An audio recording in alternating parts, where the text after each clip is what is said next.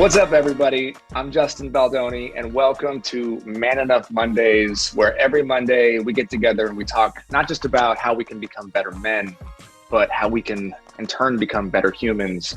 And today's episode is near and dear to my heart, as we're going to talk about something that is not normally talked about, especially amongst men, and that is mental health, and specifically anxiety. And joining me, I have two incredible men. First off, my good friend, you know him as The Flash. He's outspoken and talks about mental health, and he's an advocate. But more than that, he's just a wonderful person. We live so close together, but we haven't seen each other. Grant Gustin, what's up, my dude? Hey, man, that was such a nice intro. Thank you. Look at the robes. Look at the robes. Inspired by Cedric. We can't take credit. Speaking of which, I'm a huge fan of our next man who's joined us today, and I was so honored that he was down to come on and talk with us. Cedric The Entertainer, the original king of comedy. Dude, what's up, man? How are you? All right, brother. How are you, man? Very good. Honored to be here. It's always great when people do nice things for other people, and that's this platform you got is all about just kind of helping other guys. And so I thought it was cool when I looked it up and it felt like, all right, yeah, this is an easy conversation, one I'd like to have. So it's good. Well, I appreciate it, man. And Grant and I both felt a little less than because you showed up in the robe. So this is the robe episode. This is the robe episode of Man Enough. Hey, man, this is called COVID casual, baby. This is the latest in COVID wear. Yeah. Grant, you and I have talked a lot about your work schedule. I mean, you work like 14, 15 hours a day every day when you shoot The Flash. How was this break for you? I mean, it's weird. When it first started, I said to LA, my wife, I was like, man, I've been training for this my whole life. Like, I'm a homebody and like I know how to be at home, and I haven't really been able to the past 6-7 years while we've been doing Flash.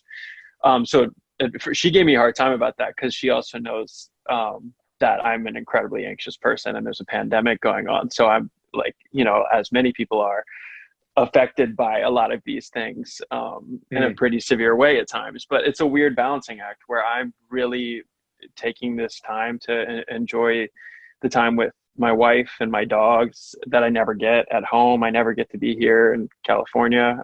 So just kind of enjoying that and trying to let the moments of anxiety connected to what's going on in the world kind of come and pass, and try to stay in the moment and control what I can control and let the rest just kind of be for the time being.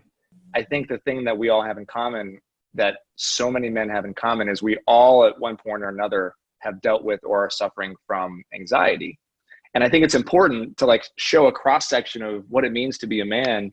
Like Cedric, you have been making millions and millions and millions of people laugh for, like you said, the last 30 years. I mean, Barbershop, one of my all-time favorite movies, but between the kings of comedy and everything. And I don't know if I've ever heard you talk about mental health or anxiety.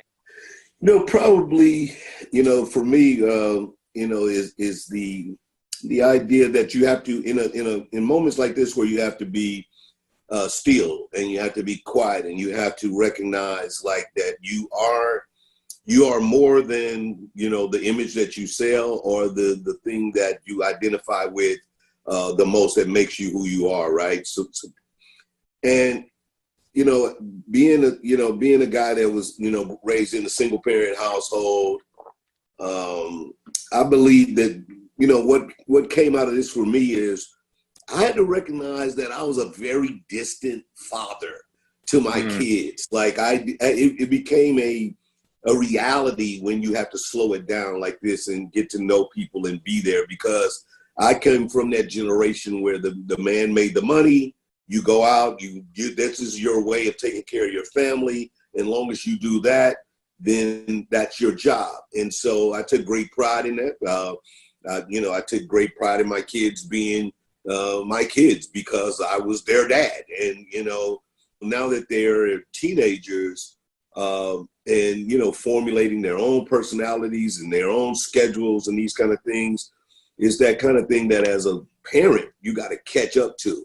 And that is it was one of these things that, you know, surprise you. It one that, you know, it hurts when you realize you don't really know your children the way you kind of believe you should, because you project an image that says that you are this guy, but then you recognize that when life slows down, man, you just kind of did your thing and you let somebody else do a lot of the work.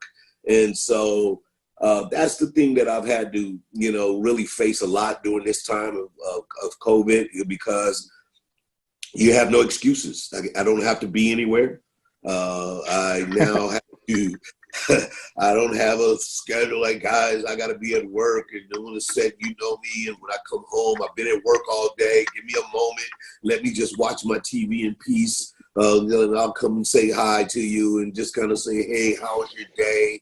Little things. And, you know, hey, if you need me, let me know. But for the most part, you know, you're not engaged. You're kind of letting people develop it. And so that's been really an enlightening space for me right now. This recognition of like, man, I'm not who I thought I was. And that's interesting. So, yeah, I feel that on a lot of levels. I think that's one of my biggest fears, is growing up and having my kids look at me and kind of be resentful of my work. And as I was just saying, you know, my son doesn't understand the concept of work, right? So all work is time away from him, and he's right there, and he's just banging and crying. And I just wonder, like, what am I doing to him? And for me, that's something that gives me a lot of anxiety, is this feeling like I'm failing my family, which is something that I think I've thought about before, but now, you know, I have a therapy session at 3:00 today because it's just been building up in me. And I just feel like, what am I doing to my kids? And I'm always just out of reach, or like I'm never quite available to them. It's a practice of newer generational dads to be a lot more engaged. And again, I don't know exactly, maybe in your own personal household as you growing up with a kid, but my father wasn't there. So I kind of made up being a dad the way I thought it should be, which was, again, is me providing and giving you the things that I think you deserve, but not necessarily like caring that you care. Like, you know, we like, boy, don't start to cry. You know, what are you crying for? Be a man, you know, and then you think you taught your son something. You be like, I didn't teach him anything. Like, that was nothing. So you got to give yourself credit for just being in tune, man, you know? I appreciate that. I will work on that. Grant, how are you holding up, man? I know, like, pre-COVID-19, you've been very open about how you've always kind of battled with the version of anxiety because you're a bit of an introvert, yet here you are, like, now super famous, and you have to kind of perform when you meet people. But I know you're more comfortable kind of like with your robe in your house with your wife.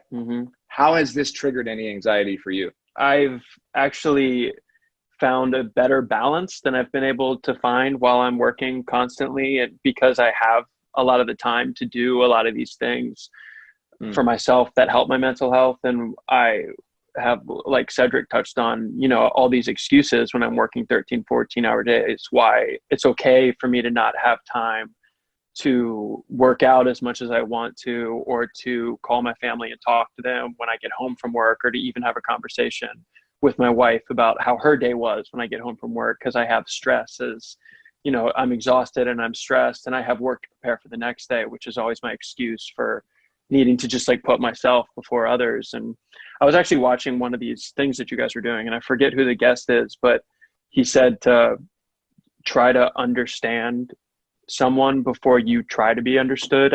I'm sure I butchered how he said it, but that really resonated with me. The angry therapist, John Kim.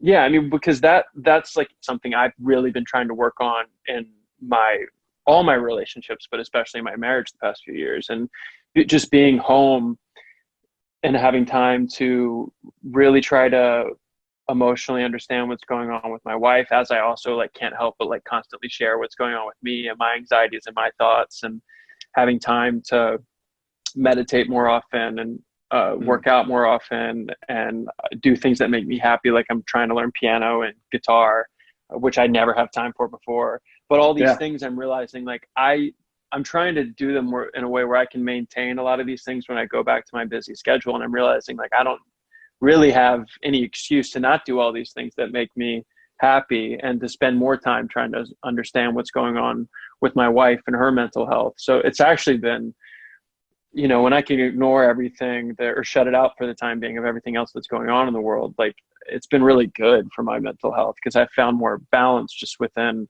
my relationships and my own life and kind of what's going on with me mentally. Cedric, I see you nodding your head. Do you kind of feel a similar way in that as men, we've oftentimes used our, like the fact that we're providers or we're working to kind of delay or like push away the self-care we need for our own mental health? Oh, without a doubt. I think, you know, again, those fall back into the old, you know, archetypes of being a man, where you got to be strong. You got to be the leader of your family. You don't show weakness. I remember like being a teenager, and no matter what your injury was, your coach say, "Run it off." You know, you'd be like, "But my leg's broken, coach. Run it off." You know, so you gotta, you know, so I think that attitude, that idea is one that nowadays when we're inside this, I love it. He said he was going to have to come out there. I had to, bro. I'm like getting so sweaty. I'm like, I wasn't sure if I was on camera or not. Like, I got to take it off. Like, I respect you, but I have to take it off. You probably wasn't at the time, but I just love the fact that you had mentioned it earlier. And you like, I couldn't anymore.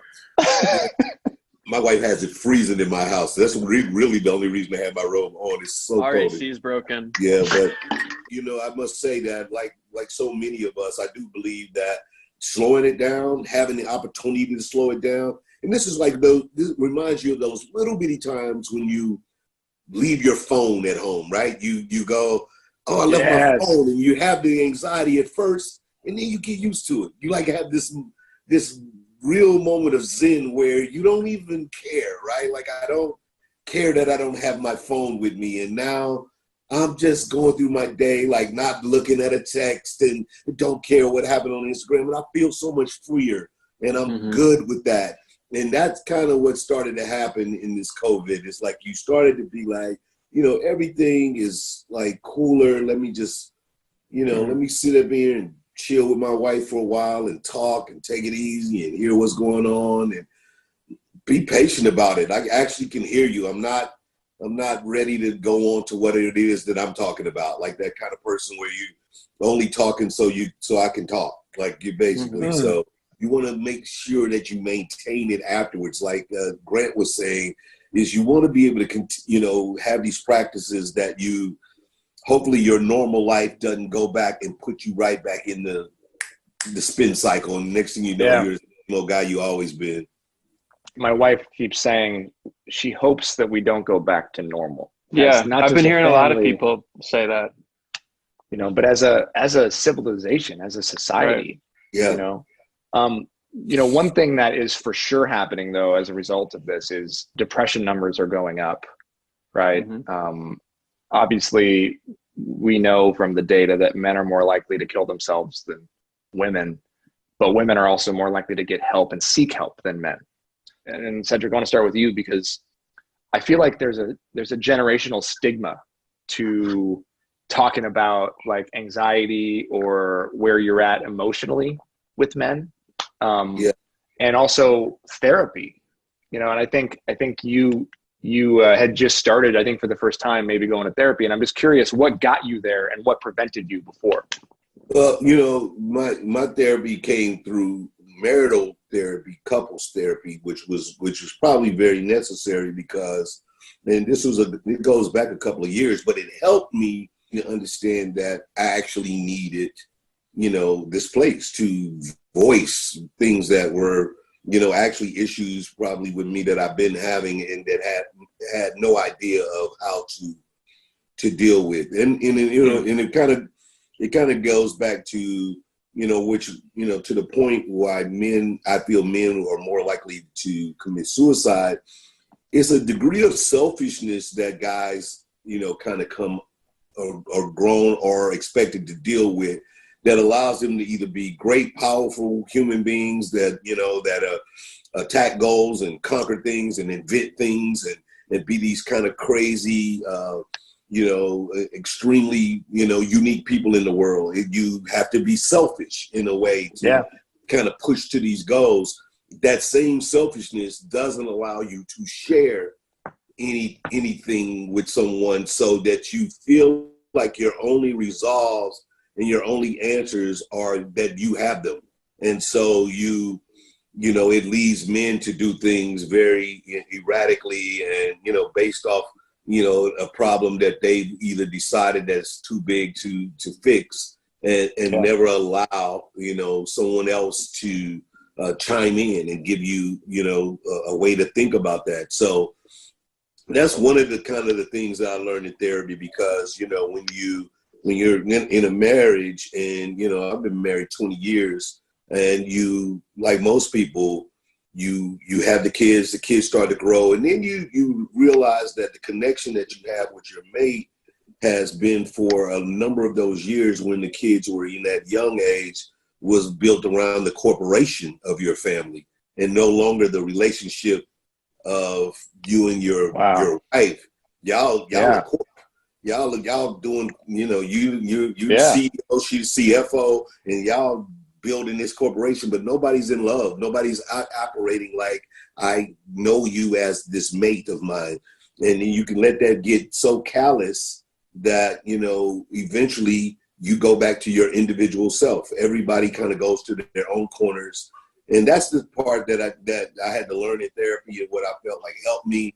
And it helped me answer questions, or lead me to want to ask more questions about myself, about my attitude towards so many things. And so I never would have done it if I didn't have the kind of wife that insisted on us not throwing in the towel. You know what I mean? Like, again, because my singular attitude would have been, hey, if you feel that way about it, then, F it. You know what I'm saying? Do you. But as someone that's like saying, hey, no, we didn't put too much into this, and do you love me or do you not love me? Like, I love you. All right, well, let's go to work, man. Let's not throw it away. Let's go to work. Oh, Cedric, it's so refreshing to hear you talk like that, and I really hope that men hear you. Are you convinced now that it would be something that you would try just for yourself, not just for marriage, if you're struggling with something? I have at that point. Oh, nice. Do it after that period. I thought then it became very apparent that my father, who, he was around, but, I considered myself being raised in a single parent home. Even though I knew who my dad was, I claimed that, single parent home. But my dad was there. I just wouldn't give him his credit, and then I had to, through therapy, had to talk about it, had to learn and realize, like, oh man, he was 20 years old. I'm judging, as a child, I got my opinion of it. But now that as an adult, I go, this guy was 20 years old with a kid. Like, he was not ready.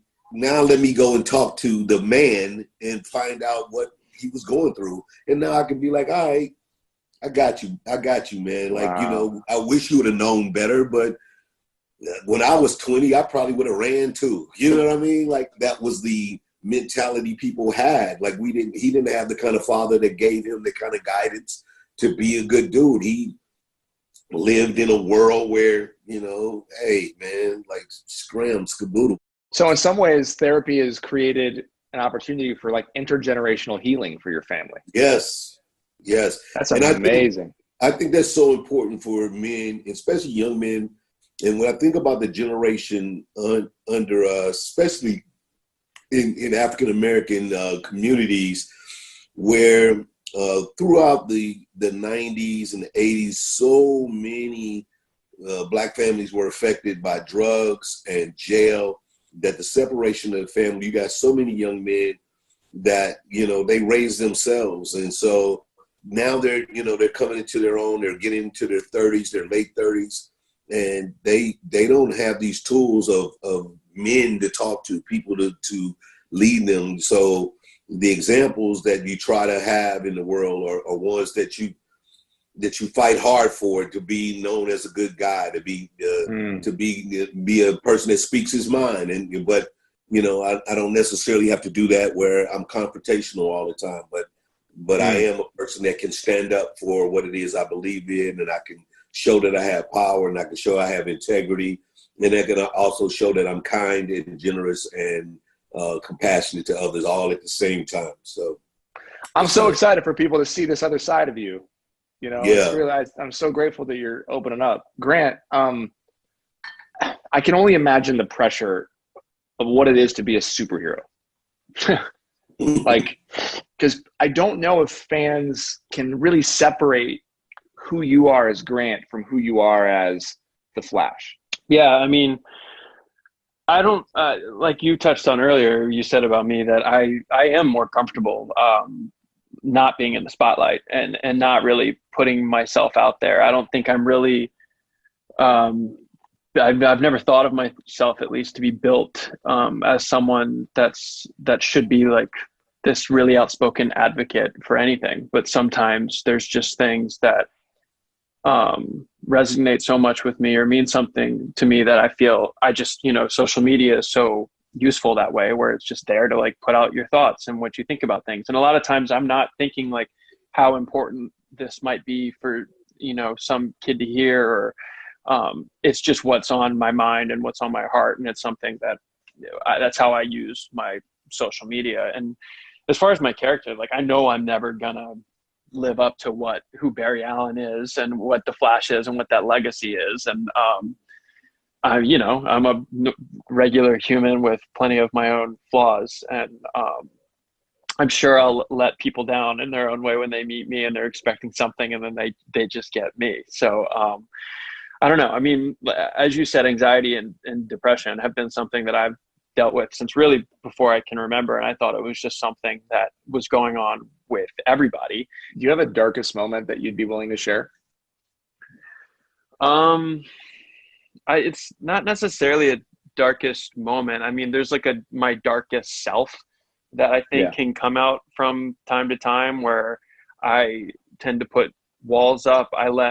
And I've really worked on this a lot in more recent years, and it's been less of a factor, thankfully, in my personal and professional life. But at times, on set, like if I'm really stressed out and overwhelmed, and I really think that nobody else is feeling what I'm feeling or can understand what's going on with me, like I'm not going to be who I want to be in those moments, or I haven't been always in the past, and I've let my stress and anxieties get the best of me. And then I'm not giving my coworkers and my job, the self that I want to give them. And I'm not always showing, I guess, the level of respect that I would want to receive from them. And it's been something I've really worked on the past few years.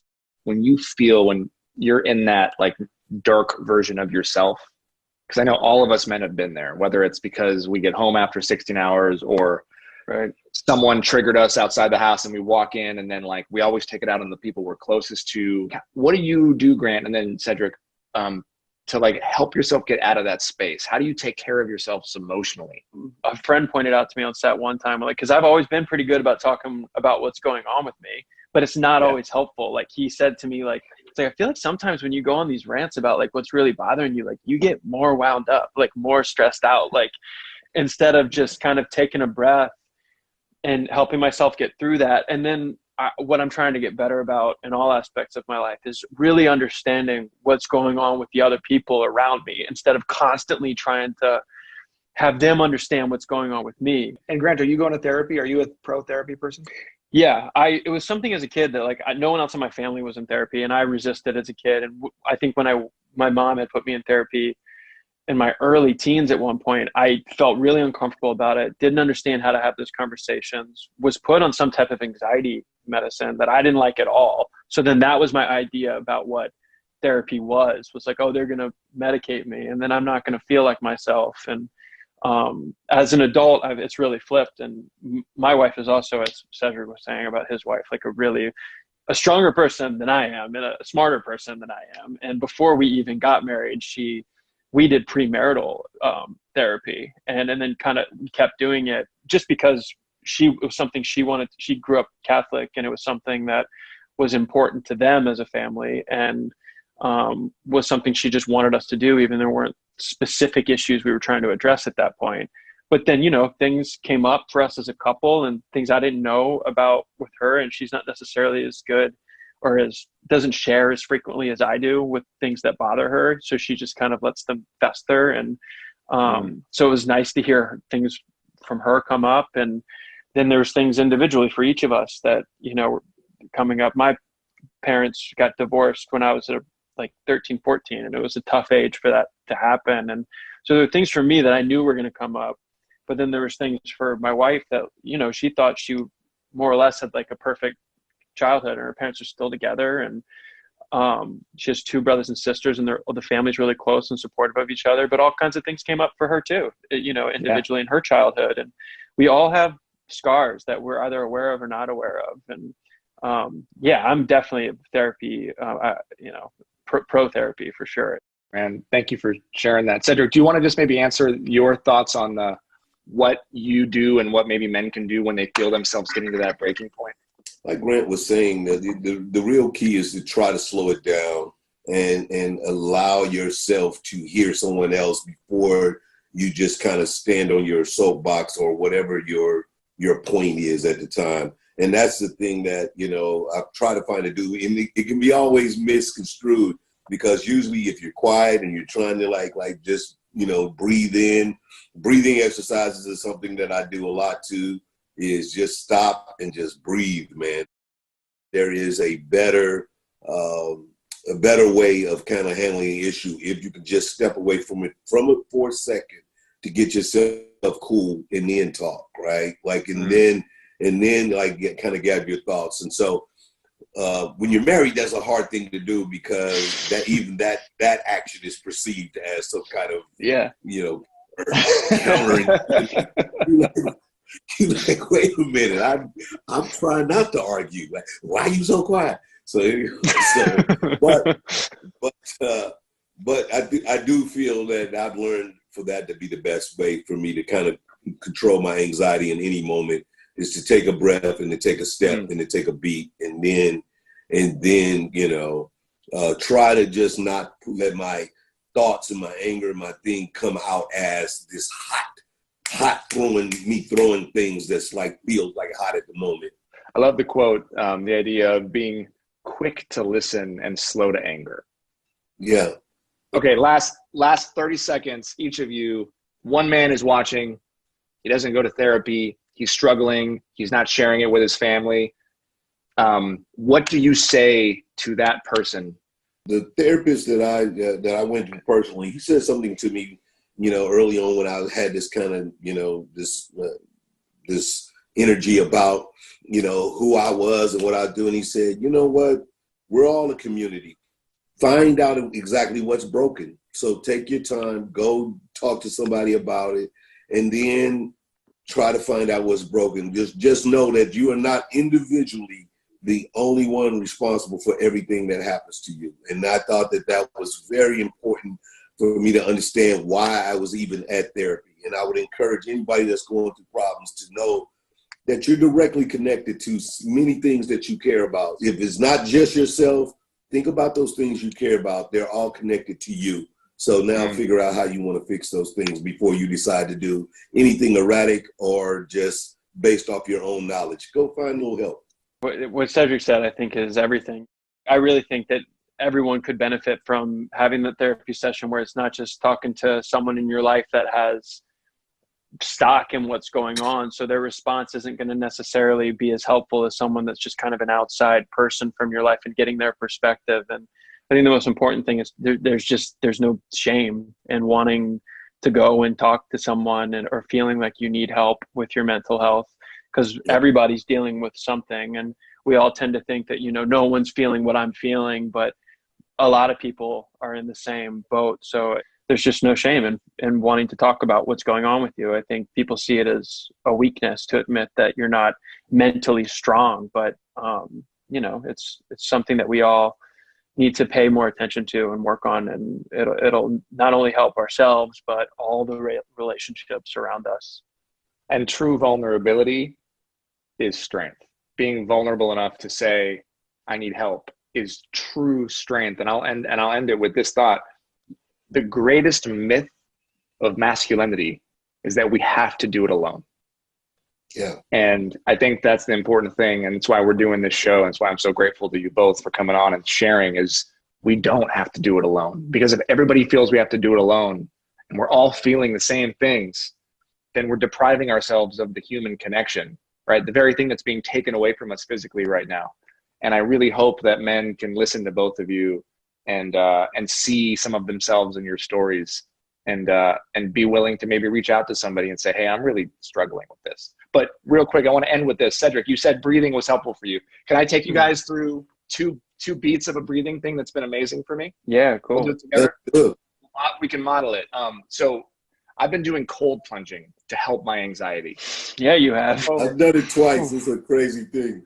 In cold plunging, one of the things I learned is called box breathing. And we'll just do it. Maybe we can all do it together real quick. It's super simple. So the idea is that your breathing is like a box. So we'll go 4 seconds in through the nose, 4 seconds, hold your breath, 4 seconds out through the mouth, and 4 seconds hold. And that's it. And what I've found is it activates the parasympathetic nervous system and it just calms me down faster than any other type of breathing I've done. And I use it when I get into the water and I can feel that ache and that burn that happens in the cold water just start to dissipate when I do it, which is kind of magical. So if we do it together, and if you're watching this, you can do it with Cedric and with Grant and I. It's super simple. It takes 10 seconds. And if you're having a moment of like intense anxiety or fear or anger, take 5 seconds, 10 seconds, and just try this. All right, so we'll do it together. 4 seconds in through the nose, go. And hold it. 3, 2, 1, and out through the mouth, 4 seconds. And hold it. 3, 2, 1. And that's it. With that, I want to thank our sponsor, Safeguard. Safeguard is donating $10 million of soap and sanitizer products towards COVID-19 relief. You can check out Safeguard America. Wash your hands, everybody. And more than anything, if you are struggling, if you are having suicidal thoughts, if you are just needing someone to talk to, you can get free and private counseling services from Disaster Distress Hotline. The number is 800-985-5990, or you can text Talk With Us to 66746.